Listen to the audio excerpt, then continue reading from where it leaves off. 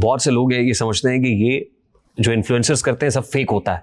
आपके पास Corvette, G wagon, Rolls Royce और जो गाड़ी अब खरीदने वाले देख ली होगी और ये सब नहीं। हमारे पास जो गाड़ियां हैं ना, अगर दुबई में हम देखें, ये रेंट पे तो नहीं है सारी?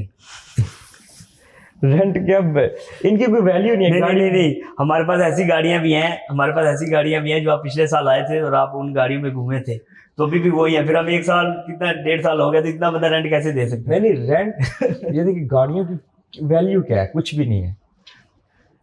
रोल्स रॉयस कितने में मिलती है? जी वैगन भी जी मिलियंस वैगन ऑफ। की क्या वैल्यू है? कुछ भी नहीं है। अच्छा, जी वैगन मतलब उस कार की तो कोई वैल्यू, कोई रेंट में तो बोलते हैं, मतलब मुझे समझ नहीं आती। हमें तो कभी किसी ने बोला नहीं है। इस वक्त जो जी वैगन है उसकी प्राइस कितनी है? 1 मिलियन के करीब है, 1 मिलियन दिरहम। तो उसकी क्या वैल्यू? बिजनेसमैन के सामने जी वैगन की क्या वैल्यू है? यानी 10-11 करोड़ की, 12 करोड़ की गाड़ी की तो कोई वैल्यू नहीं। कोई वैल्यू नहीं। मेरे सामने कोई वैल्यू नहीं है। रोल्स रॉयस कितने की है? जेन्युइन मेरे सामने रोल्स रॉयस की कोई वैल्यू नहीं है, जी वैगन की कोई वैल्यू नहीं है। कॉर्वेट, मतलब ये मिलियन की जो गाड़ियां ना, इनकी जो बंदा एक बिजनेसमैन है ना, उसके सामने इन चीजों की कोई मेरी बात सुने, बिजनेस सारे करते हैं, कोशिश करते हैं, अच्छे सक्सेसफुल बिजनेसमैन भी होते हैं। लेकिन अगर मैं ये कहूं कि एक मोबाइल शॉप से, फिर मेरा अगेन एम्फेसिस वही है जहां से आपने शुरू किया, कि ये कहीं कोई हवाले के पैसे से तो फोन खरीद के एक शॉप से 8 शॉप हुई थी, और 8 पे फिर अभी 8 ही है जमजम इलेक्ट्रॉनिक्स की जो ब्रांचेस हैं। नहीं, 1 से 8 ऐसे तो नहीं होती, मतलब कुछ 1 by 1 करके हुई थी ना, पीछे कोई ना कोई बिहाइंड द कर्टन्स तो कुछ ना कुछ तो होता होगा। 1 by 1 पहले एक जमजम इलेक्ट्रॉनिक्स की ब्रांच चल रही थी, फिर उसमें 1 साल बाद दूसरी, फिर हर 2-3 महीने बाद एक। लेकिन फिर उसके बाद जब हम प्रॉपर्टी में आ गए, फिर हमने उसको उतनी लिमिट में रखा। उसके बाद प्रॉपर्टी में, लेकिन रियल एस्टेट की जो मार्केट है ना, अगर आप इसके बारे में थोड़ा सा भी आइडिया हो ना, तो गाड़ियों की, इन चीज़ों की कोई भी वैल्यू नहीं है इसके सामने। ये आप दुरुस्त कह रहे हैं कि रियल एस्टेट बेचने के लिए भी आपको बहुत सारी चीजें, बड़ी गाड़ी रखना, ज्यादा चीजें, और फिर रियल एस्टेट पे कमीशन ही इतना होता है कि आप ये सब चीजें खरीद सकते हैं। I to that extent I agree with that. आज के लेकिन हम अपने क्लाइंट से कमीशन नहीं लेते। आप क्या लेते हैं? बड़ी गाड़ी लेते हैं? आज तक जितने भी लोगों को प्रॉपर्टी सेल किया, कभी किसी से कमीशन नहीं लिया। हाँ, लोग देख रहे होंगे जिन्होंने हमसे प्रॉपर्टी लिया है, वीडियो देख रहे होंगे ये वाली पॉडकास्ट में। नहीं तो फिर आप रियल एस्टेट से कैसे कमाते हैं? वो हमारी पार्टनरशिप होती है, पार्टनरशिप में हमें उसमें होता है। जैसे अभी आपको पता है हमारा न्यू प्रोजेक्ट भी आ रहा है, वो आप एक हाई राइज प्रोजेक्ट करने जा रहे हैं। हाँ, अजमान में गालिबन। अजमान में नहीं, लेकिन उससे पहले जैसे आपने डेन्यूब प्रॉपर्टीज के साथ यू द टॉप सेलर्स, तो वो पार्टनरशिप का क्या मतलब है? How do you do that? Partnership, हम क्लाइंट से, कस्टमर से कोई कमीशन नहीं लेते। वो हमारा, हम जिनके साथ काम कर रहे हैं उनके साथ हमारी पार्टनरशिप है, और उधर से उनको भी प्रॉफिट आ रही है, हमें भी प्रॉफिट आ रही है। इतनी इन्वेंट्री आपने अगर सेल की, तो उस पे आपका अपने पार्टनर या डेवलपर के साथ ये है कि वो इतने पैसे यानी आपको हमने देंगे। इन्वेंट्री परचेज कर ली, वो फिर आप, हमारा काम है आगे से मतलब उसको भेजना। लेकिन हम ये नहीं करते कि डेवलपर से यानी कुछ पैसे बढ़ा के भेज दिए, डेवलपर के ही रेट पे देते हैं या उससे कुछ कम ही देते हैं हम। मतलब ठीक, यानी डेवलपर से आप जो प्रॉपर्टी लेते हैं वो कम प्राइस पे ले लेता है, बस जाहिर है तभी नहीं, मतलब जब आप मिलियंस में इन्वेंट्री उठाएंगे तो आपको फिर वो तो डिस्काउंट मिलेगी ना, थोड़ा बहुत फायदा, वही तो प्रॉफिट होती है अपनी, जो हम अपनी पार्टनरशिप में उसमें होती है।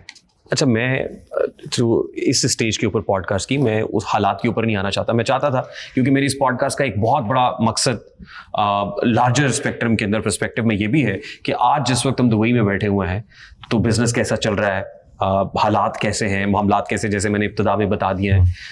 तो आप तो ग्रुप ऑफ कंपनीज हैं, बिल्कुल। How do you feel about it? तो आपने आज तक मेरी कोई ऐसी वीडियो नहीं देखी होगी कि हालात ख़राब हो गए हैं, या मेरी ड्रेसिंग ख़राब हो रही है, या मेरे पास कोई गाड़ी, मैं फजूल में बैठ गया हूँ। ऑफिस में आप आए हैं, दिन को आपने देखा होगा 150 नहीं, रेहान भाई 8 बजे ऑफिस आए तो 8 बजे उस वक्त भी रश था, उस वक्त भी ऑफिस था। इस वक्त थोड़ा सा जो है मान पड़ा है, लेकिन क्लोज है ना 8 बजे, यानी क्लोज हो जाता है, 8 बजे के बाद बंद कर देते हैं। तो इस चीज़ से दुबई को कोई फ़र्क नहीं पड़ रहा, और ना ही पड़ सकता। देखिए, हम तो यहाँ आए, जैसे मैंने इब्तिदा में कहा, फोन कॉल्स आना शुरू हो गई, भी लोग जा रहे हैं, तुम आ रहे हो, तो मैं देखना चाहता था, मैं वो नेकेड आई से खुद आके लाइव देखना चाहता था सूरत हाल क्या है। और मुझे आके बहुत रिफ्रेशिंग लगा कि मामला तो बिल्कुल ठीक है, शायद एक ओवर हाइप क्रिएट की हुई है, पैनिक सिचुएशन क्रिएट की हुई है, अनसर्टेनिटी। वो न्यूज़ चैनल ने किया ना, जितने भी न्यूज़ चैनल हैं पूरे एशिया में, इंडिया, पाकिस्तान, बांग्लादेश, नेपाल, वो एआई में बुर्ज खलीफा को भी उन्होंने खत्म कर दिया है। तो अभी हम बुर्ज खलीफा में शूट करके आए, तो अभी 2 घंटे पहले, 2-3 घंटे पहले हम बुर्ज खलीफा में शूट करके हैं। बुर्ज खलीफा के मैं यस्टरडे आई वाज देयर, मैंने देखा वहां पे तो रश वैसे ही नजर आ रहा था, लोग सेल्फीज ले रहे थे, फिर वो आधे घंटे के बाद जो डांसिंग फाउंटेन्स चलते हैं वो उसी तरीके से चल रहे थे, हर चीज रूटीन के साथ चल रही है। हर चीज वैसी चल रही थी। सोशल मीडिया में तो उन्होंने सब कुछ गायब कर दिया। नहीं लेकिन आपको भी फोन कॉल्स तो आ रही होंगी ना पाकिस्तान से कि यार आप पाकिस्तान आ जाओ। नहीं, हमारा यही घर है, हम इसको आखिरी दम तक नहीं छोड़ेंगे। रियली इंशाल्लाह। You have decided.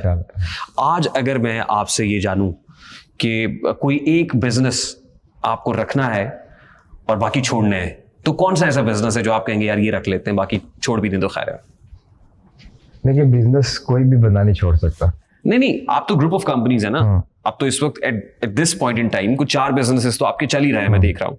अभी तो पीछे मैं आपके बैकग्राउंड में एक और चीज देख रहा हूँ, ये क्या बला है, ये भी मैं पूछूंगा आपसे। और फिर वहां से एक स्पेस में जाने के लिए एक बंदा भी आपने वो उसका मॉडल रखा हुआ है, ये क्या होने जा रहा है, मैं इसे पूछूंगा आपसे कि ये आप इलॉन मस्क कब तक बन जाएंगे। लेकिन उससे पहले मुझे ये बता दें कि कोई एक बिजनेस रखना है तो कौन सा रखेंगे? नहीं यार, बंदे जिसने इतनी मेहनत करके बनाया वो तो नहीं भाई, ऑप्शन ही एक है आपके पास, you have to choose one. कौन सा बिजनेस चूज कर लेंगे और बाकी छोड़ देंगे? हमारी ना काफ़ी यानी प्रॉपर्टीज़ हैं, तो मैं जब छोटा था तब से हमारी काफ़ी प्रॉपर्टीज़ बड़े भाइयों ने परचेज की हुई है। तो उनको मैंने बोला कि हम ऐसा करते हैं, ये वाली जगह है ना, ये प्रॉपर्टी है, इसको हम सेल करके तो इसको कहीं अच्छी जगह ना इन्वेस्ट करते हैं इस पैसे को। उन्होंने कहा नहीं यार, जो चीज़ें मेहनत से बनाई होती हैं उनको बेचने को दिल नहीं करता, पड़ी रहे मसला नहीं है। तो ये हिसाब है कि बिजनेस को तो हम एक को चूज नहीं कर सकते, हमें तो हर बिजनेस से प्यार नहीं। लेकिन अगर आपके पास ऑप्शन ही एक बची है, कोई एक ऑप्शन बची कि भाई एक लेना, अगर एक ऑप्शन एक ही है, उस तरीके से अगर ऑप्शन एक ही ऑप्शन है बस, तो फिर मैं रियल एस्टेट को पिक करेंगे। आपको लगता है कि अभी रियल एस्टेट में, खासतौर पे दुबई की रियल एस्टेट में इतना पोटेंशियल है? आप देखें ना, वो ऑनलाइन सारा डाटा नहीं, लेकिन आपका जो रियल एस्टेट को तो आप चूज कर रहे हैं, लेकिन रियल एस्टेट की लेवल पे आपका जमजम परफ्यूम भी तो चल रहा है ना।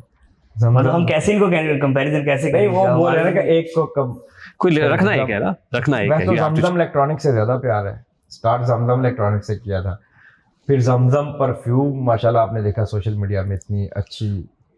लेकिन बता आपने दिया कि पैसा रियल एस्टेट में ही है।